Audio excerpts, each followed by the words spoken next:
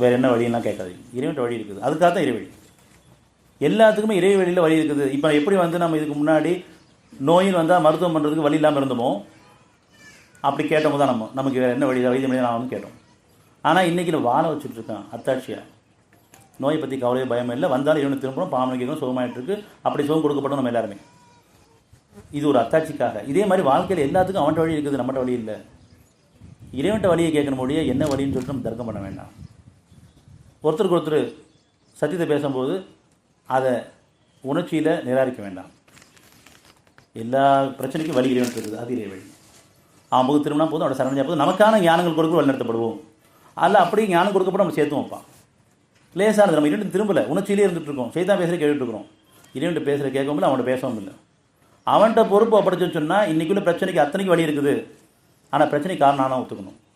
எந்த பிரச்சனையாக இருந்தாலும் சரி, அது என்னுடைய எண்ணங்களும் என்னுடைய பேச்சுகளும் என்னுடைய பார்வைகளும் என்னுடைய செயலும் காரணமாக இருக்குது. என்னை மன்னிச்சு மீட்டு சொல்லிட்டு அவன்கிட்ட பணிஞ்சிட்டோன்னு சொன்னால், சரணன்னு சொன்னால் நமக்கு பாதுகாக்கப்பட்ட வாழ்க்கை.